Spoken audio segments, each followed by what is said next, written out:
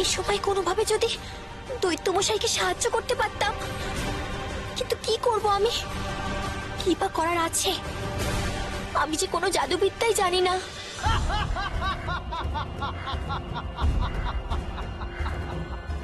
মূর্খ দৈত্য, মূর্খ দৈত্য, তোর আমার সঙ্গে টক্কর নেওয়ার আগে তোর জানা উচিত ছিল আমার শক্তি কতটা।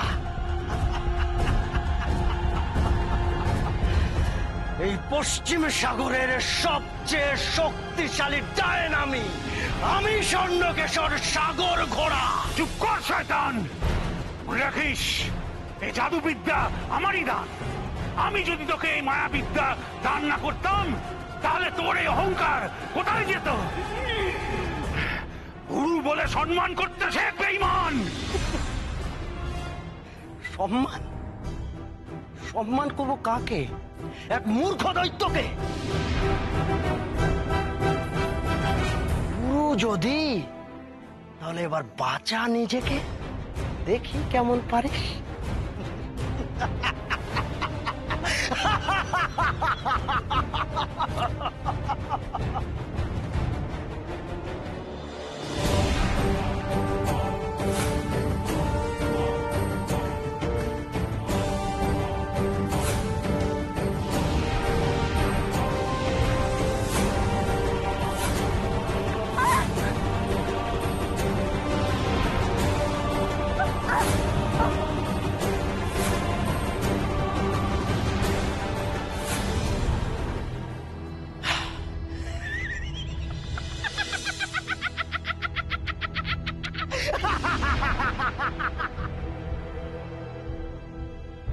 না না, হতে পারে না।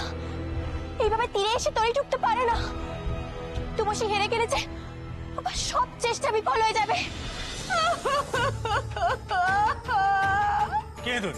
কেঁদোলে মা, আমাদেরকে সব খুলে না বললে আমরা বুঝবো কি করে? তোমাকে তো এখানে আগে কখনো দেখিনি। তুমি থাকো কোথায়?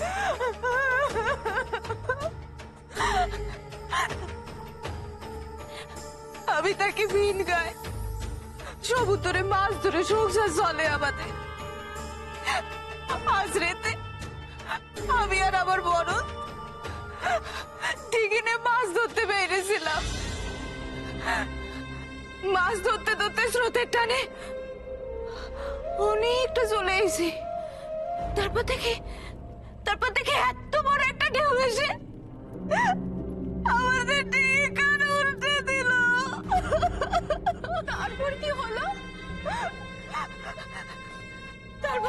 তারপর কোন রকমে তো আমি ভেসে ভেসে পারে এলাম, কিন্তু আমার বড়টারে তো আর পেলাম না। তার কোনো নিশানাই নেই আর। সে কি আর আছে গো? এতক্ষণে মাছ মেয়ের দল তারা টেনে নিয়ে চলে গেছে।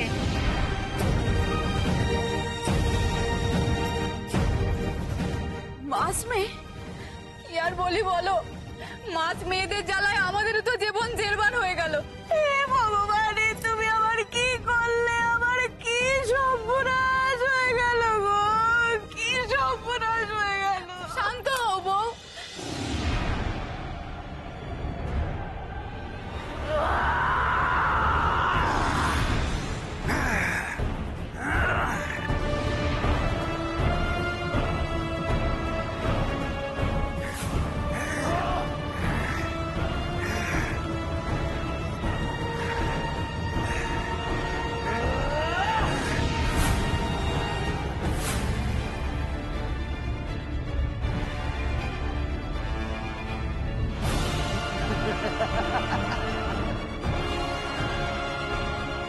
গুরু, হ্যাঁ গুরু, বড় গুরু সাজার শখ হয়েছিল না তোর?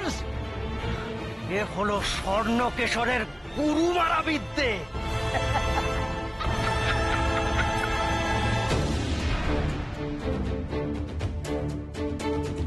ওঠো সাগর দৈত্য, ওঠো, নইলে যে সবকিছু বৃথা হয়ে যাবে। কিছু একটা করো তুমি। কিছু হবে না, এভাবে স্বর্ণকেশরকে কাবু করা যাবে না পারুল। ও ওর সমস্ত শক্তি আছে ওর ওই নালে। ওই ওই নালকে যদি ওর শরীর থেকে আলাদা না করা যায় তাহলে ওকে কিচ্ছু করা যাবে না, কিচ্ছু না।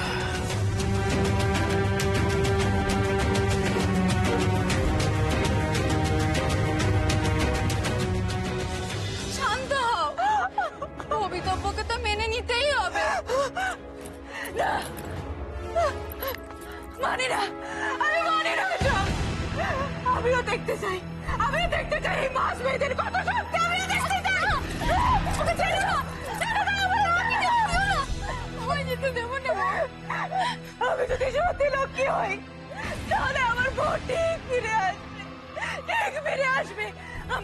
আমি বাড়ি চড়াই বসে আমার বোনের জন্য অপেক্ষা করবো। তাকে না নিয়ে আমি কোথাও যাবো না। কোনো লাভ নেই গো বউ, কোনো লাভ নেই। কত জেলেদেরকে যে ওই রকম ওই মাছ মেয়েরা ভুলে নিয়ে গেছে, তারা আর কেউ জানতো ফেরেনি গো। আবার মানুষ ফিরবে, হ্যাঁ, আবার মানুষ ফিরবে। কি আর করবে বলো, আমরা তো জানি কিচ্ছু করার নেই। শাকিনীর আশীর্বাদ পেলেও না। শাকিনী, এর কথাই তার মানে মায়া বলেছিল। ছোট্ট মুক্তাকে প্রবাল দ্বীপে রেখে আমি গিয়েছিলাম সমুদ্রের সেই অতল গভীরে শাকিনী মায়ের কাছে। সেখানে গিয়ে সেই বিরাট আকার শঙ্খের সামনে হাত জোড় করে প্রার্থনা করতে বসেছিলাম, যাতে যাতে মানুষ হওয়া সত্ত্বেও আমার মুক্তা জলের মধ্যে থাকতে পারে, নিঃশ্বাস নিতে পারে। আমিও জলের নিচে বেঁচে থাকার বর চাইবো শাকিনীর কাছে, কিন্তু কোথায় থাকে শাকিনী জানতেই হবে আমাকে। আরে সেই মেয়ের কাছেও তো শাকিনী আশীর্বাদী বালা ছিল, কিন্তু সেই তার সঙ্গী মানুষটিকে তো বাঁচাতে পারলো না। তার চোখের সামনে মাছ মেয়ের দল এসে ছেলেটাকে জলে টেনে নিয়ে চলে গেল। এখন তো সেই মেয়েটিকেও খুঁজে পাওয়া যাচ্ছে না। কার কথা বলছে এরা? পারুল আর সেনাপতি রাঘবেন্দ্রর কথা।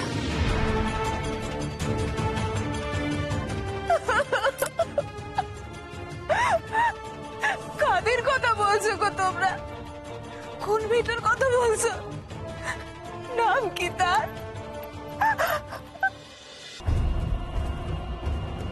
কিন্তু ওর পায়ের নাল ওর শরীর থেকে আলাদা করা যাবে কি করে? এই কাজটা তোকেই করতে হবে পারুল। ওর পায়ের থেকে ওই নাল আলাদা করে দিলেই ও সম্পূর্ণ শক্তিহীন হয়ে পড়বে। বলেছিলাম না আজ তোর মৃত্যু নিশ্চিত। এই পৃথিবীতে যেমন একটাই চাঁদ, তেমনি এই পশ্চিম সমুদ্রে একজনই সর্বশক্তিমান, সে হলো আমি। আর এখানে আমি আর কোন শক্তিকে মাথা চাড়া দিয়ে উঠতে দেব না। আর যদি কেউ ওঠার চেষ্টা করে তাহলে তার এরকমই হাল হবে, ঠিক তোর মতো।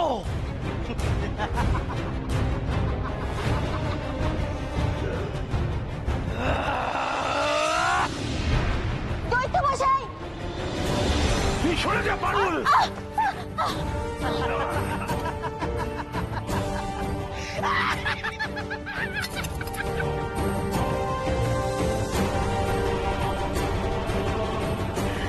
আর কতক্ষণ সামলাবে নিজেকে? হ্যাঁ,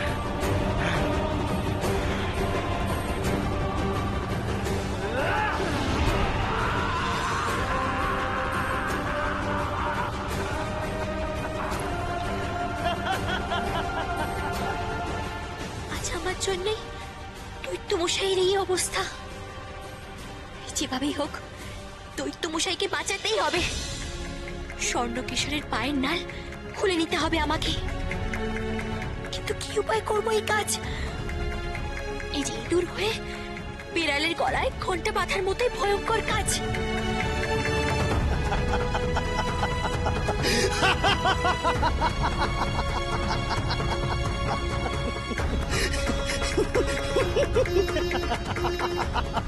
যা যা পারুল যা যা খুলে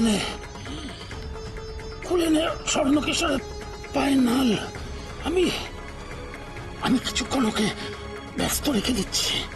যা। কিন্তু এই যে অসম্ভব কাজ দৈত্যমশাই, আমিও পায়ের ডাল খুলবো কি করে? ডাল খোলার আগেই যে ওই স্বর্ণকেশ্বর আমাকে পা দিয়ে পিছে মেরে ফেলবে। ছেলে মেয়েগুলোর নাম জানি না আমরা।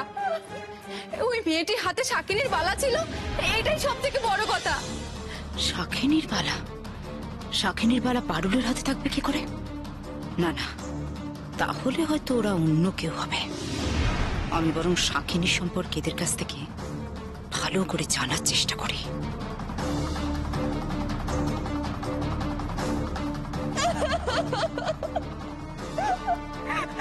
শাকিনীর বালা? শাকিনী কে গো?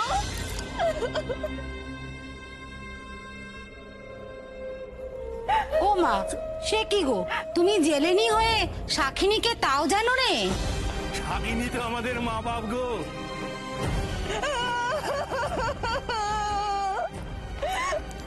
শাকিনী খুশি হলে আমরা খুশি, আর শাকিনী বেরূপ হলে আমাদের সর্বনাশ। হ্যাঁ, এখানে তার মন্দিরও আছে গো। হ্যাঁ, তাহলে তুই শাকিনী পারবে আবার সোহাবীরে বাঁচাতে? হ্যাঁ, পারবে না বলো? নিয়ে চলো না, আমার শাকিনীর মন্দিরে নিয়ে চলো না, নিয়ে চলো না। আমি শাকিনী তপস্যা করে তারে তুষ্ট করে আমার সোহাবীরে বেরিয়ে আনবো। নিয়ে চলো না, নিয়ে চলো না আমাদের।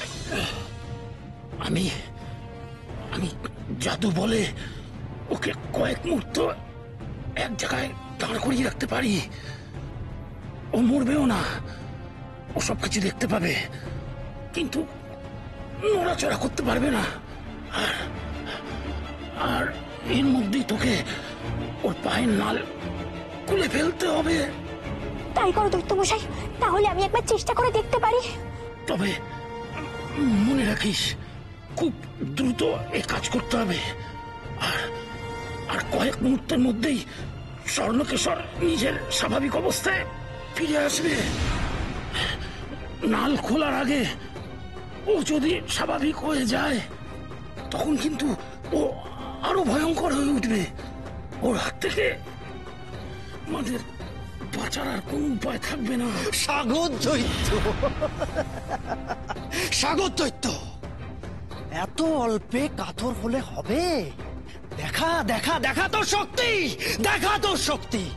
আয় আয় আয়। আমি ইচ্ছে করলে এই মুহূর্তে তোকে শেষ করে দিতে পারি, এই মুহূর্তে। কিন্তু না না না না না না, আমি তোকে দগ্ধে মারবো, একটু একটু করে।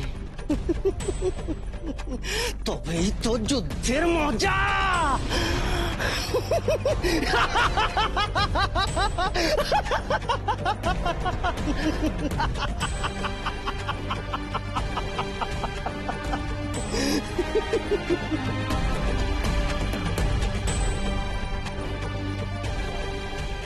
স্বর্ণকেশ্বর! এই তো চাই।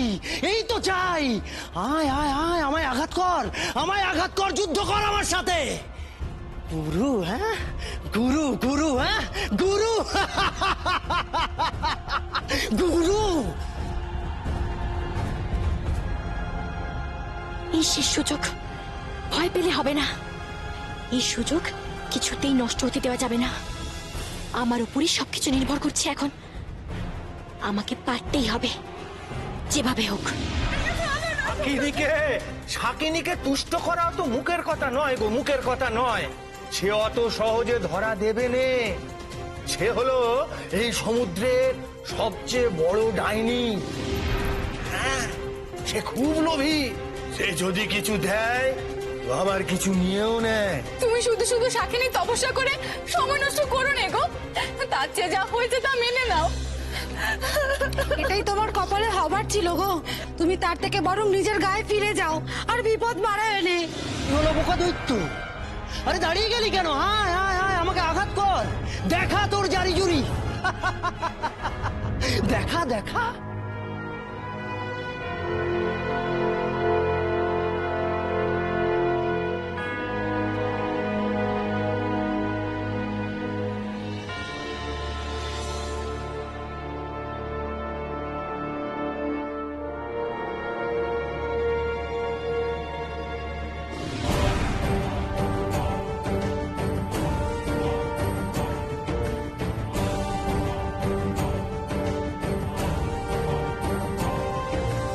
এটাই তাহলে কৌশল। স্বর্ণকেশর যখন স্থির থাকবে সেই সুযোগে ওর নাল দুটো খুলে ফেলতে হবে।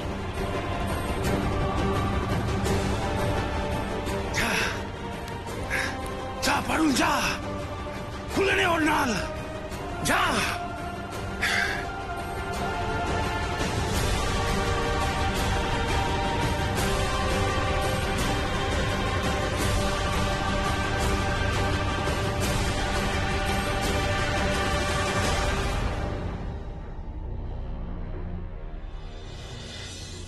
তাড়াতাড়ি পারুল, তাড়াতাড়ি কর।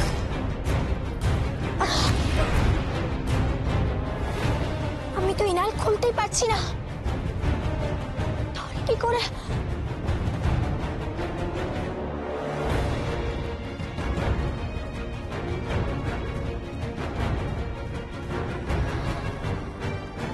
কাটতে হবে এই নাল, কেটে বের করতে হবে।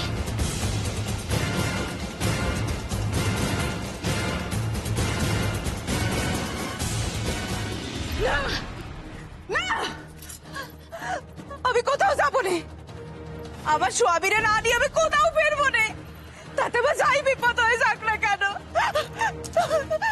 তুমি আমাকে নিয়ে চলো না ঝাঁকেরির থানায়, তোমার পায়ে পড়ছে, আমাদের ঝাঁকেরির থানায় নিয়ে চলো, দয়া করো, আমাদের দয়া করো, দয়া করো না। তুমি যখন এত করেই বলছো তখন চলো আমাদের সঙ্গে। এই চলো চলো চলো চলো চলো আমাদের সঙ্গে, চলো চলো। চলো চলো দেখি, চলো। যাক, শাঁখিনীর মন্দিরে পৌঁছানোর ব্যবস্থাটা হয়ে গেছে। এবার তার দেখা পেতেই হবে আমাকে। জলের নিচে যে আমাকে একবার যেতেই হবে।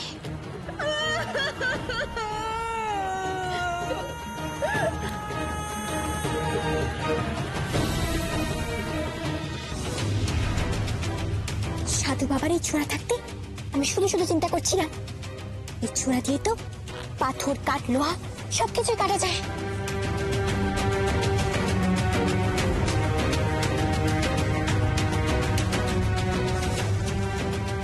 কিন্তু জলের মধ্যে এই ছোড়া দিয়ে নাল কাটলে যদি বিদ্যুৎ তৈরি হয়, যেমনটা কর্কট রাজার ওখানে হয়েছিল পাথর কাটার সময়, তাহলে সময় নষ্ট করিস না পারুল, আর কিছুক্ষণের মধ্যেই স্বাভাবিক অবস্থায় ফিরে আসবে স্বর্ণকেশর। তাড়াতাড়ি কর।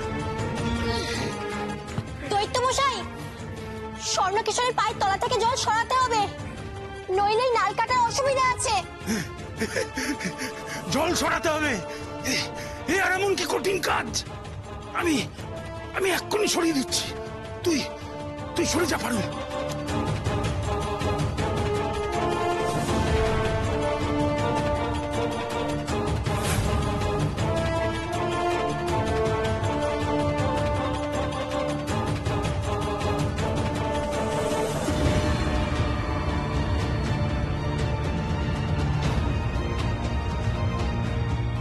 আর চিন্তা নেই, এবার এই নাল আমি ঠিক কেটে ফেলবো।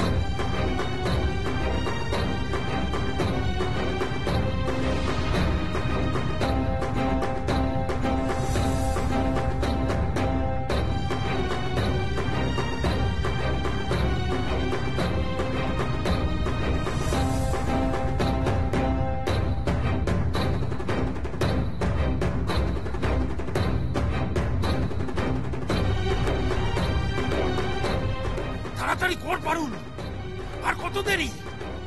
স্বর্ণকেশরকে বেশিক্ষণ এই অবস্থায় রাখা যাবে না, আর কিছুক্ষণের মধ্যেই আমার জাদুর প্রভাব থেকে মুক্ত হয়ে যাবে ও।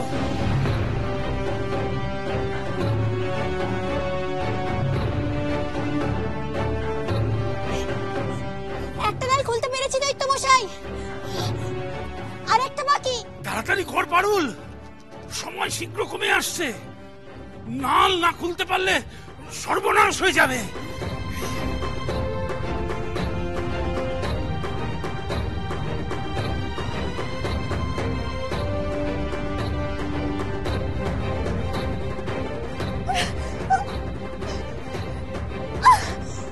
কি হলো রে পারুল? কিছু হয়নি দৈত্য মশাই, তুমি চিন্তা করো না। কাজ প্রায় শেষ হয়ে এসেছে, এক্ষুনি সম্পূর্ণ হবে।